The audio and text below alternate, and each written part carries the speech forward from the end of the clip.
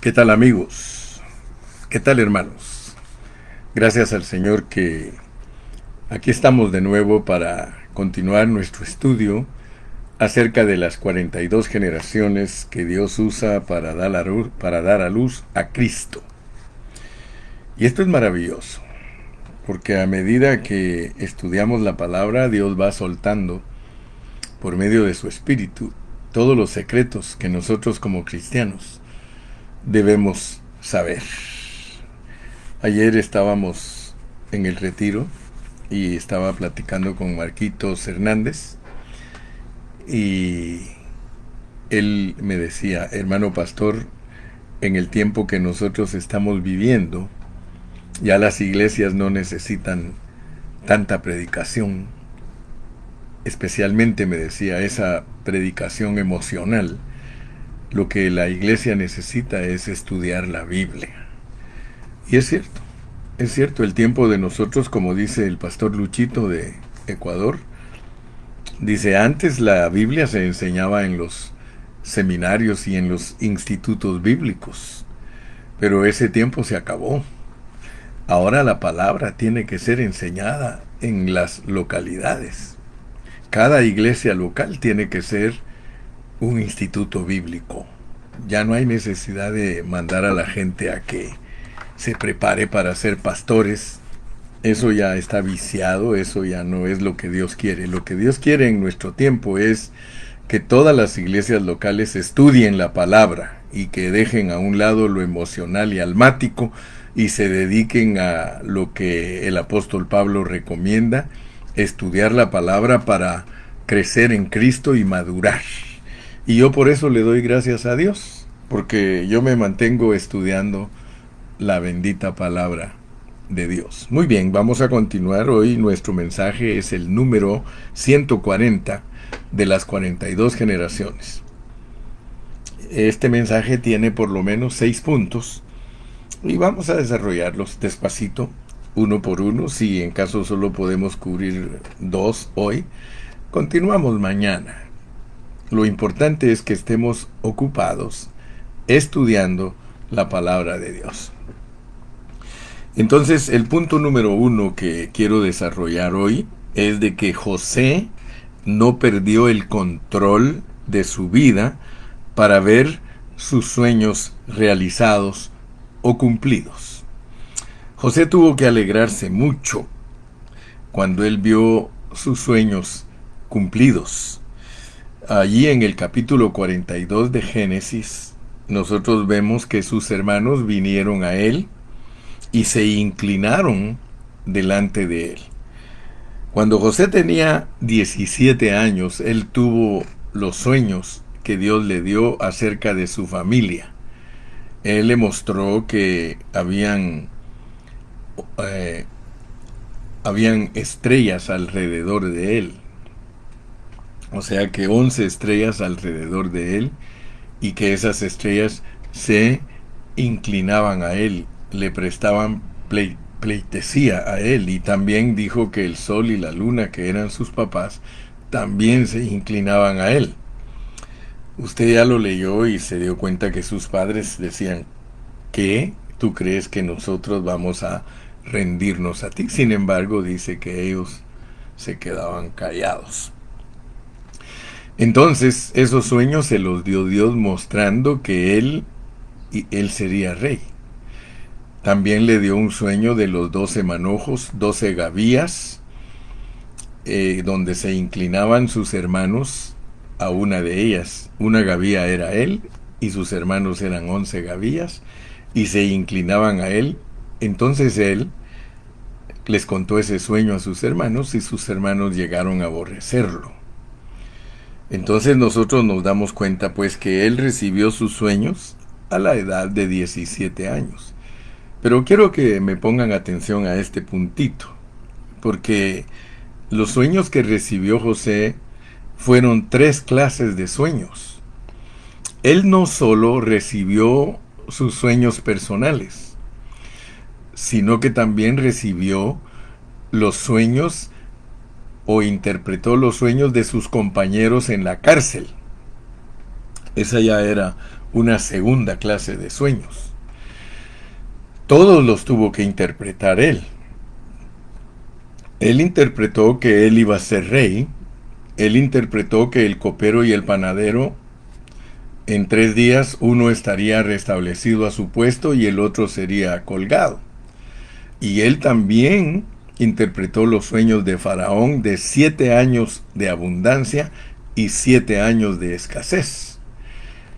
En todos estos sueños yo quiero que ustedes vean que está incluido el tiempo. Los sueños de los compañeros de él en la cárcel se cumplieron en 3 días. Los sueños de Faraón se cumplieron en 14 años. Pero los sueños de José se cumplieron en 22 años. Entonces, si nosotros ponemos atención a toda esa clase de sueños, nos vamos a dar cuenta que hay sueños que son de corto plazo, 3 días, pero hay sueños que son un poquito más largos, 14 años, y otros aún más largos, 22 años. Nosotros podemos ver entonces que José, Dios lo usó para que nosotros entendamos que Dios se revela por medio de sueños.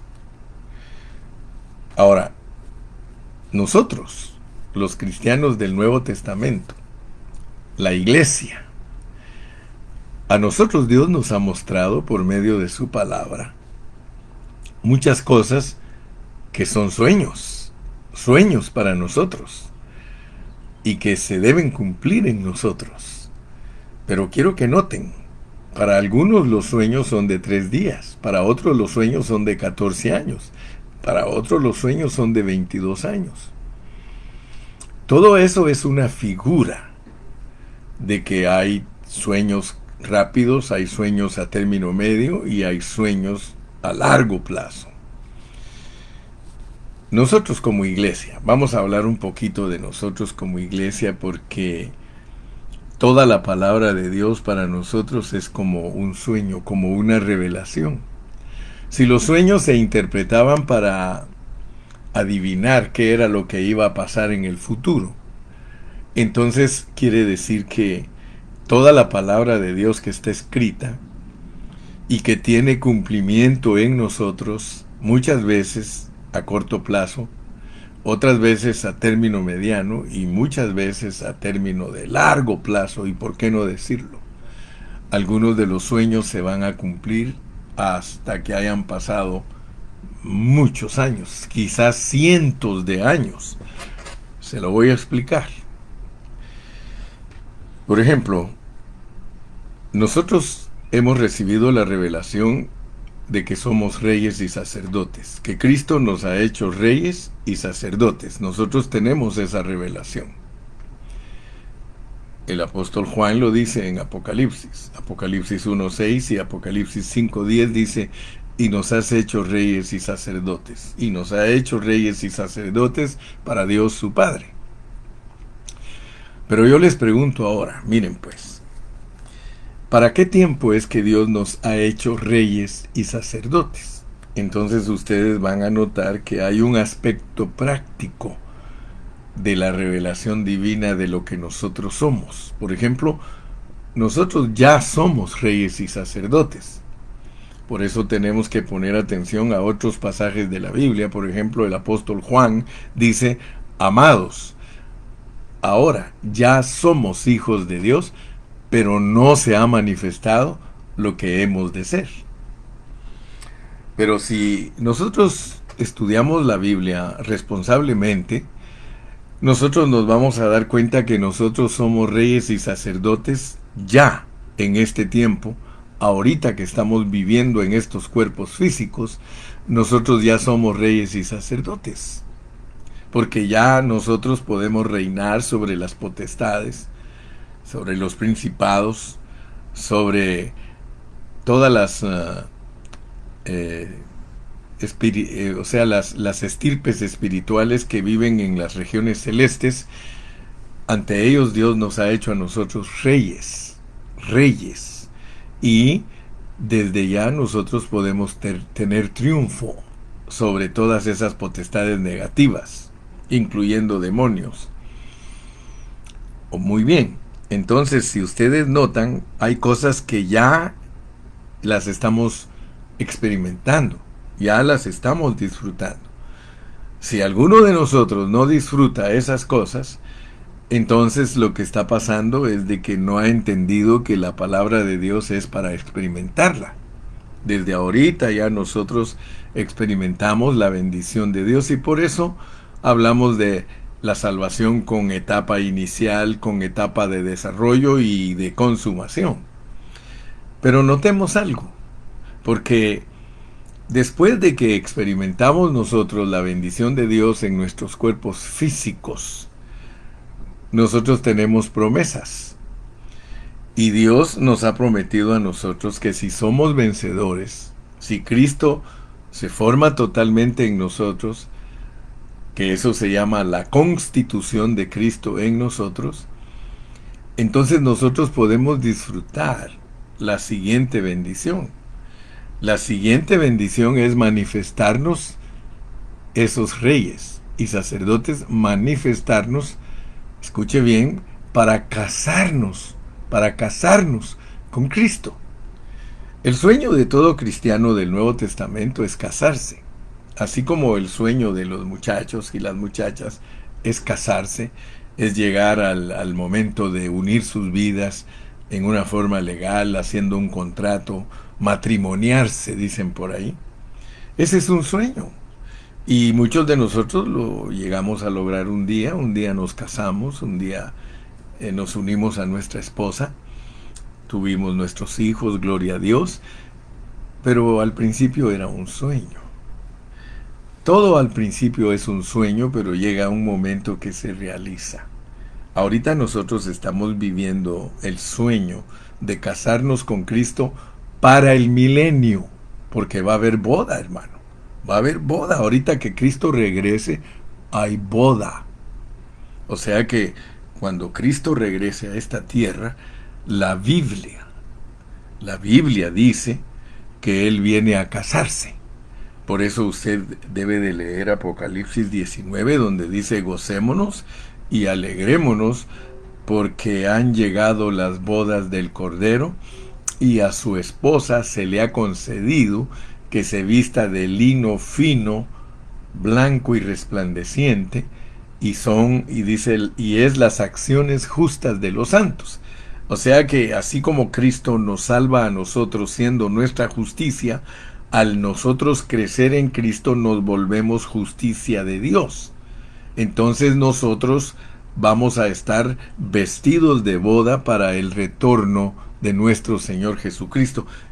Ese es un sueño. Yo lo estoy viviendo. Yo sueño casarme con Cristo para reinar con Él en el milenio. Entonces usted se va a dar cuenta que hay sueños que están a corto plazo, porque hay sueños que se cumplen en 3 días, pero hay sueños que necesitamos toda la vida. 80 años, podríamos decir entonces que ese 80 años de vida que nos da Dios en nuestra vida física está representado por los sueños de término medio. En ese caso usamos 14 años, pero hay sueños de 22 años. Y los sueños de 22 años sirven para interpretar los sueños que son a larguísimo plazo, porque ahí nos van a probar a todos la paciencia. Hay otro sueño que nosotros tenemos, y ese es un sueño que cubre cientos de años, y ese ya está como clasificado como los sueños de la eternidad. Porque nosotros no solamente, fíjese pues, nosotros nos casamos 3 veces con Dios para llegar a ser la esposa eterna de Él. Por eso está representado de que Abraham tuvo 3 esposas, pues. Esas 3 esposas solo son una sombra de cuántas veces nosotros nos casamos con Dios. Mire, para ponérselo bien sencillo, hay personas que se casan en su vida 3 veces. Yo he visto que hay personas que se casan 3 veces con la misma esposa. Sí, algunos se quisieran casar y dicen, yo me quisiera casar, pero con otra. No, no, no. Mire, póngame atención, se lo estoy ilustrando. Por ejemplo, yo me casé la primera vez con mi esposa cuando yo tenía 25 años, ella tenía 22. Esa fue la primera vez que nos casamos. Luego, cuando cumplimos 25 años de casado, me volví a casar con ella. Ah, ¿verdad que sí? Y a los 50 ya ella dice, ¿te vas a volver a casar conmigo? Y le dije, sí, mi amor, me voy a volver a casar contigo. Y aún yo conozco personas que se han casado 4 veces porque hay personas que han cumplido 75 años de casado. Mire, lo único que yo no he visto es que se casen 5 veces, porque nunca he visto ni oído que alguien se case a los 100 años. Eso ya sería vivir 125, 130 años la persona. Pero lo que sí quiero demostrarle es que uno se casa muchas veces con la misma esposa. Ese es el caso de Dios y está ilustrado con diferente esposa, porque Abraham se casó con Sara, con Agar, con Sétura, ¿ok? Entonces, es importante que usted entienda lo que estoy hablando. Los sueños, nosotros vivimos y nosotros somos soñadores. Todo el tiempo estamos soñando.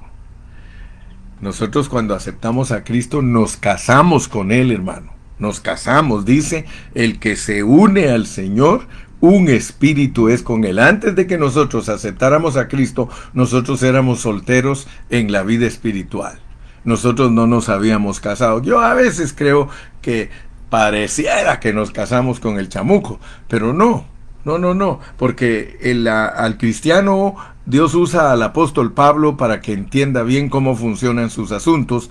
Al cristiano Pablo le dice que aunque éramos hijos de ira como todos los demás, no así, Dios tuvo misericordia de nosotros y estando muertos en nuestros delitos y pecados, nos dio vida en Cristo Jesús. Entonces cuando uno acepta a Cristo, uno se casa la primera vez con el Señor. Pero ahora Dios nos está ofreciendo que nos volvamos a casar con Él. Y los vencedores se van a volver a casar con Cristo. Si somos triunfantes en nuestra vida de 80 años, nosotros nos casamos con Cristo cuando Él regrese. Esas son las bodas del Cordero. Pero si usted sigue leyendo la Biblia, pasados 1000 años, otra vez la iglesia se casa con Dios. La Nueva Jerusalén. El espíritu y la esposa dicen, ven Señor Jesús. El final de la Biblia, la Nueva Jerusalén, hermano, no es la esposa del milenio, ni la esposa con que empezó Dios en el cuerpo físico. En el cuerpo físico nosotros nos casamos con el Señor cuando aceptamos a Cristo. Después, pasado eso, nos da 80 años de vida y si somos vencedores nos casamos con Él, sea que nos resucite si estamos muertos o si Él regresa, nos transfigura y nos invita a las bodas. Gocémonos y alegrémonos porque han llegado las bodas del Cordero.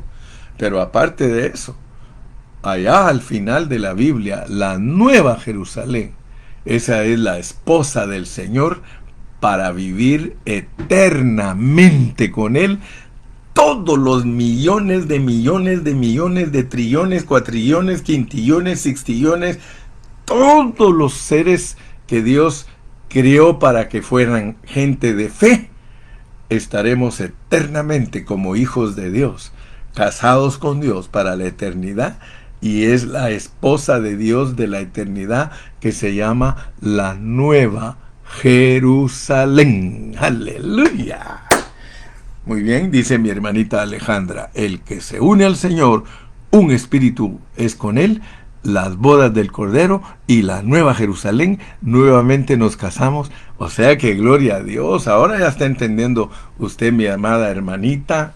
No se lo estoy diciendo a Alejandra solamente, pero a todas las esposas que tienen que amar mucho a su esposito, porque ese mismo esposito es para casarse con Él 3 veces.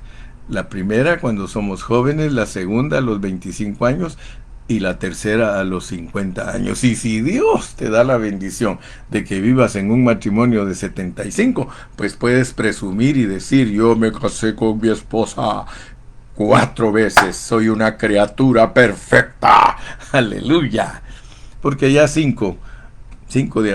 4 de a 25, sí, ya no se la pronostico a ninguno, porque vivir 75 años con la misma esposa, me van a decir muchos, que aguante, hermano, que aguante. Mire, si con los primeros 25 muchos dicen que aguante, ¿qué tal si les toca vivir 75 con la misma vieja?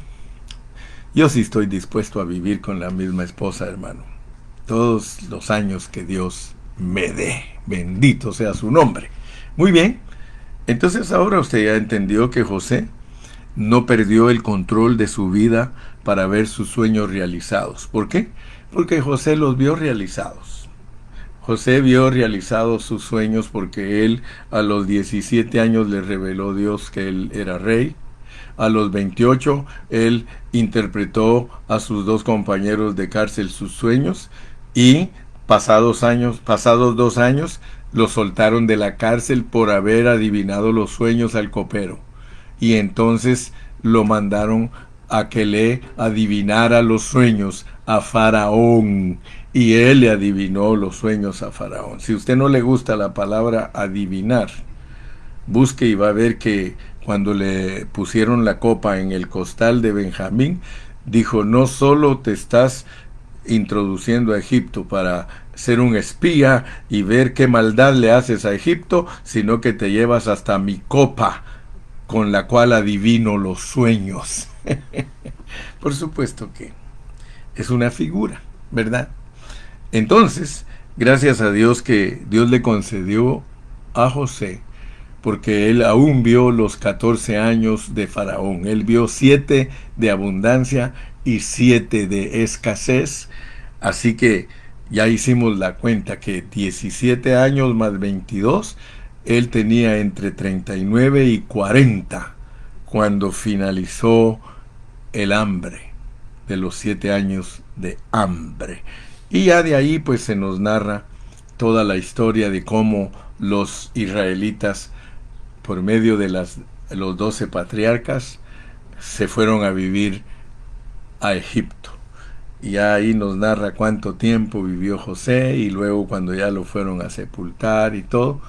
Y ya nos narra hasta que se levantó un nuevo faraón que no conocía a José, porque el asunto de Faraón, de José, es muy extraordinario, muy especial, porque a él lo pusieron de oficial y de rey de Egipto, como primer ministro de Egipto, y todos ya leímos la historia que le dijo el Faraón, solo en el trono yo seré mayor, pero de lo demás tú serás el encargado, tú eres el rey.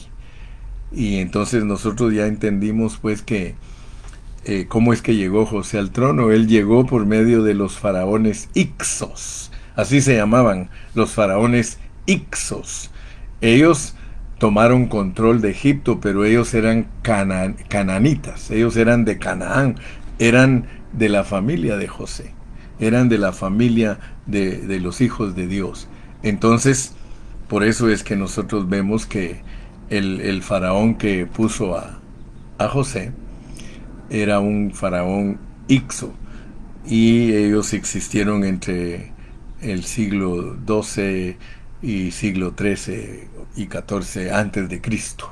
Muy bien, esa es historia, ¿verdad? Pero lo que quiero que se te grabe es que Dios cumple todos los sueños de nosotros, sean cortos, sean medianos o de largo plazo. Dios nos tiene a nosotros como soñadores. Nosotros somos gente soñadora. Por eso yo cuando hablo ahí digo, me llamo José y soy soñador. Y tengo la bendición de que todos mis sueños se cumplen.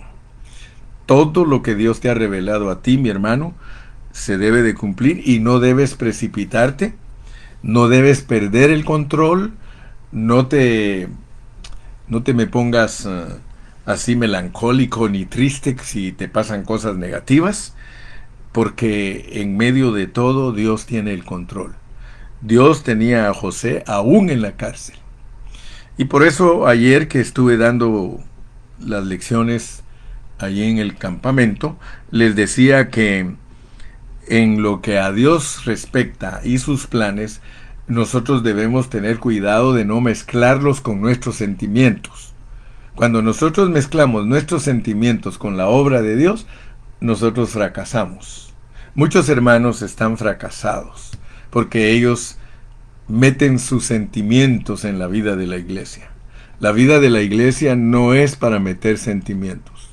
Las cosas de Dios son correctas, las cosas de Dios son serias y no tenemos que mezclarlas con nuestros sentimientos. Yo te aconsejo que leas Levítico 10, versículos del 1 al 7, y allí vas a encontrar cuando Dios mató a los hijos de Aarón, a Nadab y a Abiú, porque ellos presentaron fuego extraño en el altar de Dios. Y cuando los mató, le dijo a Aarón que no los fuera a llorar, que no estuviera de luto por ellos.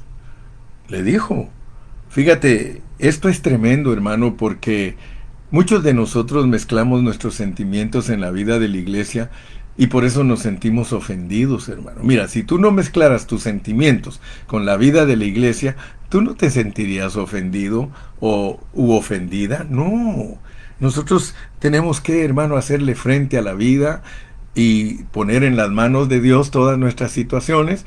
Y Dios es el que se encarga, hermano. Tenemos que depender de Dios. Yo le ruego a mi Señor que me ayude a mí a depender de Él, no de mis sentimientos. Porque si yo me pongo a depender de mis sentimientos, a mí me va a doler cualquier cosa que tú me hagas. A ti te va a doler cualquier cosa que yo te haga si tú te dejas dirigir por tus sentimientos. Déjate dirigir por el Espíritu. Los sentimientos del Espíritu son diferentes a los sentimientos del alma. Porque los sentimientos son netamente del alma, pero tú puedes dejar que tu espíritu controle tu alma. Si tu espíritu controla tu alma, tus sentimientos se van a volver espirituales.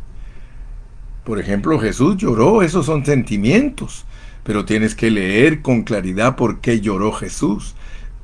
Jesús no lloró porque sus emociones lo llevaban a una vida parcial, ¿verdad? A una vida de favorecer a unos y desfavorecer a otros. No, Él lloró por la incredulidad de la gente. Dios llora, hermano, claro que llora Dios, pero Él no llora por cualquier cosa.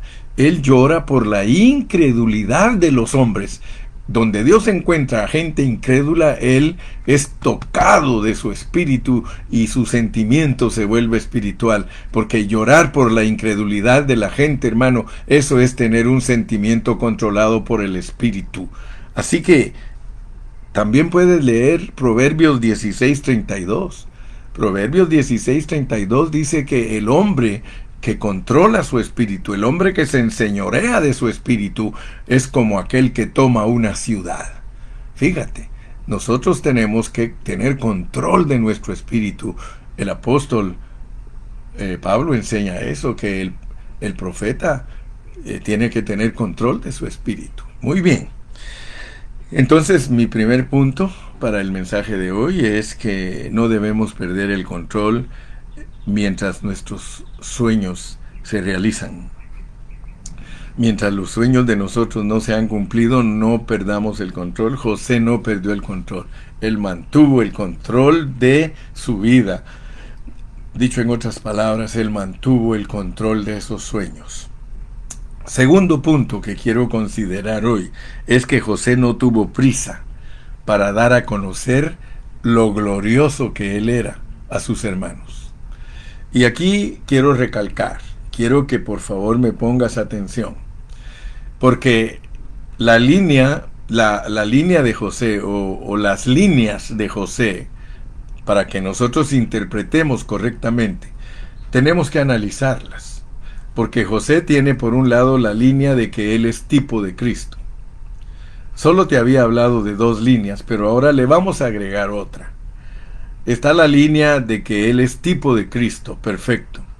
Está la línea de su vida personal. Pero hay otra línea en la que él cubre a Israel y a la iglesia. Así que es correcto ver en él por lo menos tres líneas de interpretación. José, su primera línea, tipo perfecto de Cristo.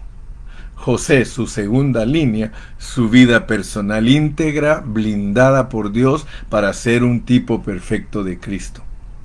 Pero la tercera línea cubre los tratos de él con sus hermanos, que son los tratos de Cristo con su pueblo Israel.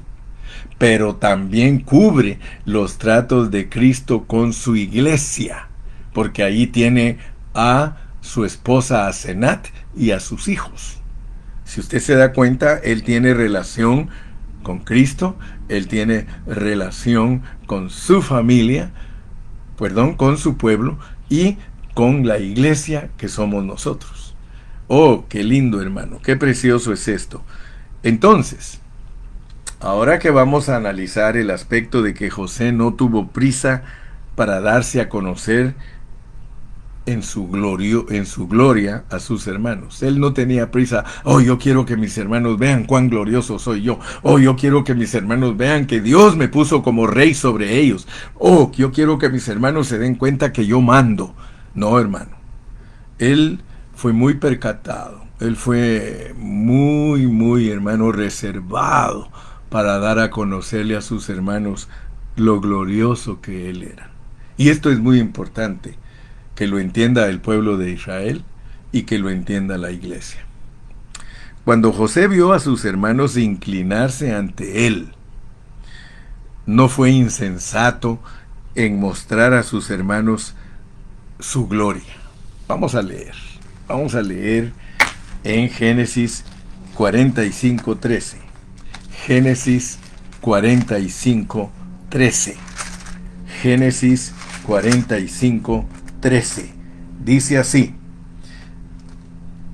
Génesis 45:13. Haréis pues saber a mi padre toda mi gloria en Egipto, y todo lo que habéis visto, y daos prisa, y traed a mi padre acá. Él se reveló a sus hermanos hasta el tercer viaje. Esto que te estoy leyendo aquí es el tercer viaje que ellos hicieron a Egipto, y entonces les expuso su gloria. Entonces le dijo: traigan a mi papá y cuéntenle cuán glorioso es su hijo. Ok. Entonces se reveló a ellos hasta en el tercer viaje, y entonces les dijo que él era glorioso. Quiero que pongan atención, porque para nosotros esconder nuestra gloria es más difícil que emocionarnos y arruinar todo el drama. Nosotros tenemos una debilidad bien grande, y es que nosotros queremos que todo el mundo sepa que nos está yendo bien, que somos sobresalientes, que nos hemos graduado de esto, que nos hemos graduado de aquello. A nosotros, dicho en otras palabras, nos gusta presumir. En realidad es bien difícil para nosotros exponer nuestra gloria. Esta es una de las razones por las cuales podemos ver en José el aspecto de una vida madura. Entre más maduro es uno menos quiere que sepan que es glorioso. Entre más maduro es una hermana, un hermano, no le interesa que sepan tanto la gloria que ha alcanzado.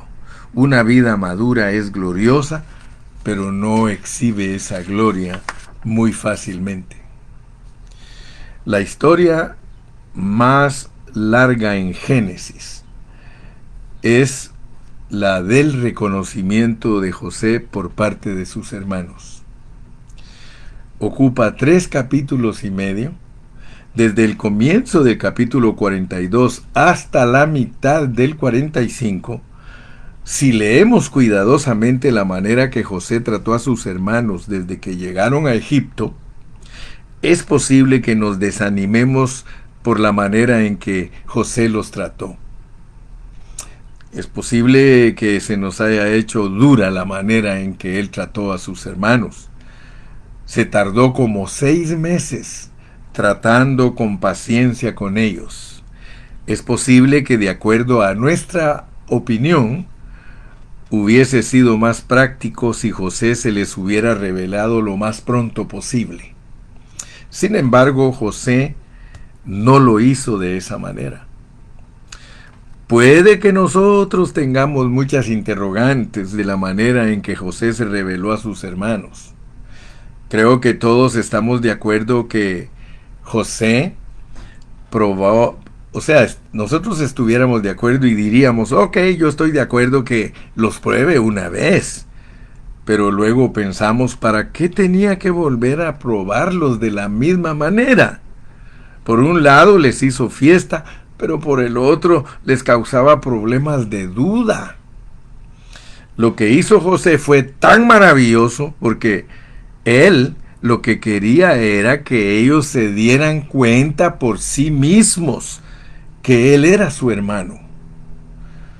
Él no quería revelarse directamente, sino que él quería que ellos por sí mismos descubrieran quién era él, denotando la forma en que se reveló en el Antiguo Testamento a los israelitas, por medio de parábolas, tipos, sombras, etcétera, etcétera, pero ellos no captaron. Esa es la lección que Dios quiere que nosotros veamos que les estaba dando José a sus hermanos. Sus hermanos eran los representantes del pueblo de Israel y él era el representante de Cristo. O sea que Cristo anduvo con los israelitas aún en el desierto. Dice que la roca era Cristo. Cada vez que Dios derramaba una bendición sobre el pueblo de Israel en el desierto, era Cristo siguiéndolos a ellos. De la misma manera, Cristo, usando a los profetas para hablarle a Israel acerca de su nacimiento, que él era el Mesías, y les dijo casi, miren, yo soy el Mesías. Sin embargo, parábola tras parábola, tipo tras tipo, sombra tras sombra, revelación tras revelación, y ellos no captaban que su Mesías era el que los estaba visitando. Hasta hoy día, usted lee allí en el Facebook, en el YouTube, en cualquier programa televisivo, dice, ¿por qué los judíos no creen en Cristo? Y usted va a encontrar que puras tonteras. Ellos no creyeron en Cristo, aunque Él se les reveló hasta lo sumo. El Señor Jesucristo agotó todas las enseñanzas con tal que ellos comprendieran quién era el Mesías. Ahora, para que nosotros entendamos el capítulo 43, necesitamos recordar que José es ambos. José es tipo de Cristo y es también aspecto reinante de una vida madura. Como José es tipo de Cristo, nosotros no debemos criticar nada, absolutamente nada de lo que hizo José. Nosotros estamos muy lejos de los estándares de José. Cualquier cosa que hizo José, eso era lo mejor, porque era la guianza de Dios para que ellos conocieran quién era José. Sea que estemos de acuerdo o no, esa es la verdad. El Cristo tipificado por José no puede hacer nada incorrecto. Nosotros no podemos actuar como José porque no tenemos la madurez de José. Nosotros claramente representamos la desobediencia. Esa es la razón por la cual nuestra vida no es acorde a la vida de José. Hasta que crecemos a la altura de José, es que podemos entender el por qué él actuó de la manera que actuó. Su tratar con sus hermanos fue de acuerdo al discernimiento. El trato con ellos fue para disciplinarlos. Nada de lo que hizo con ellos era para su propio beneficio, sino para el beneficio de ellos.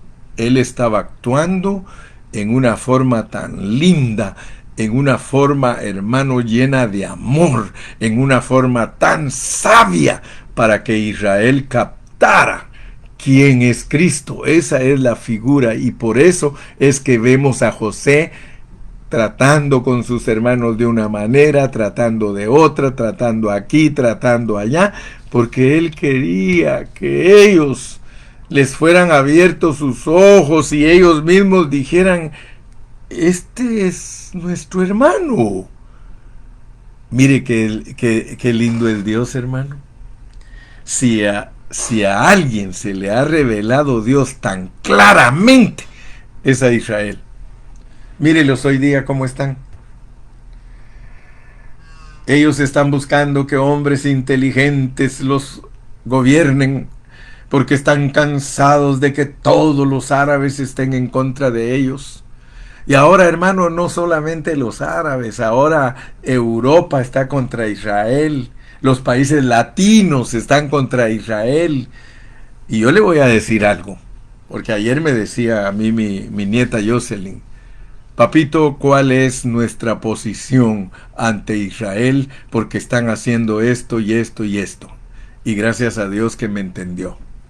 Le dije: mire, mija, ahorita Israel, de acuerdo a la opinión mundial, el pueblo de Israel está cometiendo atrocidades. De acuerdo a la opinión de todo el mundo, le digo.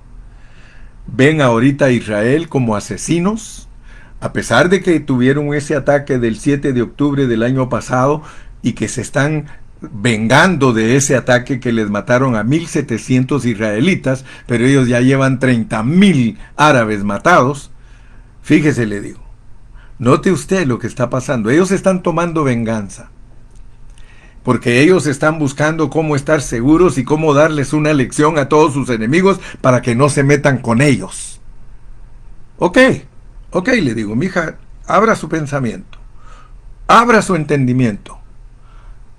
Para Israel viene ahorita una catástrofe, pero de magnitudes masivas. Está escrito que para Israel viene una gran tribulación. Si a ustedes les asusta que a Israel en 1945 Hitler le haya matado 6 millones, se van a morir de tristeza de lo que le va a pasar a Israel en el tiempo que viene.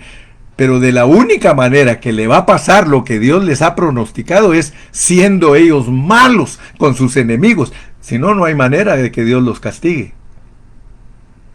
Ellos tienen que ser pasados por la gran tribulación, la angustia. Una angustia terrible viene para Israel. Por eso es que ellos están ahora haciendo. Pero Dios sigue amándolos. Dios sigue amándolos. Si usted lee Romanos 11:26, dice que todo Israel será salvo. A pesar que van a quedar poquitos israelitas. Porque si el holocausto de Hitler le parece a usted que se mandaron matándolos, viene ahora algo similar. Pero de la única manera que Dios lo puede provocar es que a ellos se les vaya la mano. Así que en vez de estarlos criticando y en vez de estar haciendo manifestaciones y estar haciendo huelgas en las universidades para que Israel sea penalizado, en vez de eso, orad por la paz de Jerusalén.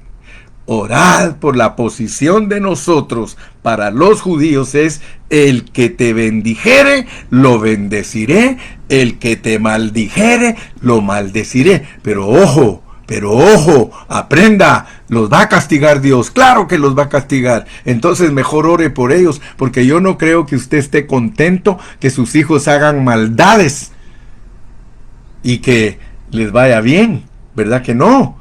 Si sus hijos hacen maldades, Dios los va a castigar.